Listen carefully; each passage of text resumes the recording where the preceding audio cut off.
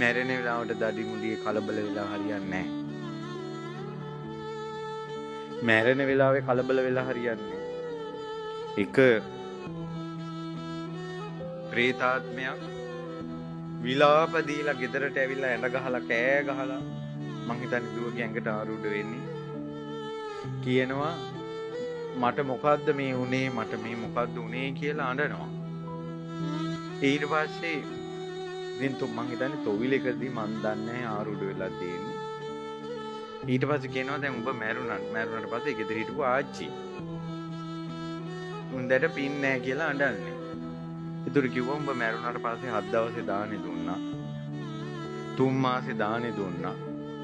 අවුරුද්දේ දානේ දුන්නා. උඹ වෙනුවෙන් ධර්ම දේශනාවල් කෙරෙව්වා. ඇයි උඹ පින් ගන්න නැත්තේ කියලා.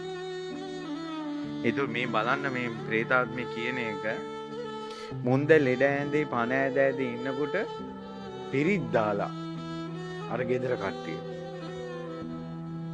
හයියෙන් පිරිත් දානකොට වැස්සකට පන්සලට ගිය ගෑණියෙක් නෙවෙයි මේ. මේකේ කුණුහරුපයක් කියලා මේ ලෙඩ ඇඳේ නාචි වහපන් ඕක කියලා කිව්වා. කුණුහරුපයක් කියලා තමයි කිව්වේ. වහපිය ඔය කියලා කිව්වා අර පිරිතට. ඊටකොටමයි මැරුණේ. ප්‍රේතාත්මෙක් ඉපදුණා. 7 දවසේ බණට හාමුදුරුවෝ බණ පුටු ඉඳගෙන බණ කියනවා. ප්‍රේතාත්මෙ ගෙදර සැරිසරනවා ඇහෙන්නේ නැහැ. දැන් අවුරුදු ගාණක් හාමුදුරු නමක් කියන බණ ඇහෙන්නේ නැහැ කනට. හැම ගෙදරකම රණ්ඩු ඇහෙනවා. කුණුහරුප ඇහෙනවා. ආණ්ඩන විලාප තියෙනවා ඇහෙනවා. බණ ඇහෙන්නේ නැහැ. කුණුහරුපයක් කියලා කිව්ව වහපන් ඕක කියලා බුද්ධ වචනේට.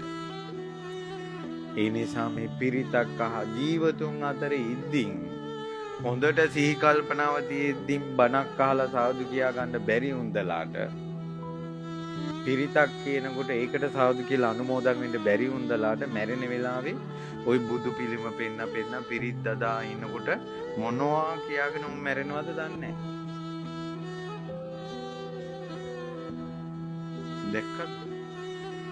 දැන් ඔය පිරිතේ සිද්ධියට උන්දගේ හිත සකස් වුණේ ඇයි?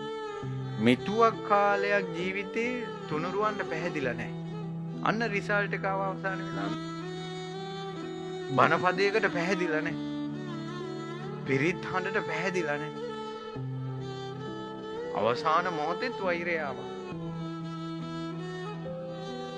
ඒ නිසා මේ මැරෙන්න කිට්ටු වෙලා දඟලනවා නේද?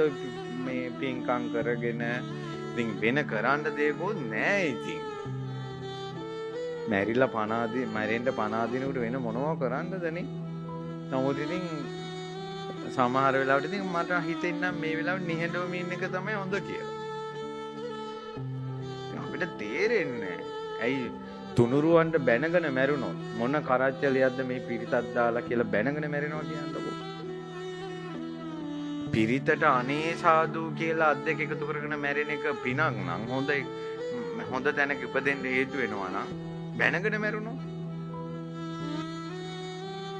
ඒ නිසා මතක තියාගන්න පරලෝක කියන එක මේ පණ ඇද හදාගන්න එකක් නෙවෙයි. ඔයාලා දැන් ජීවත් වෙන විදිහත් එක්ක හැදෙන එකක්.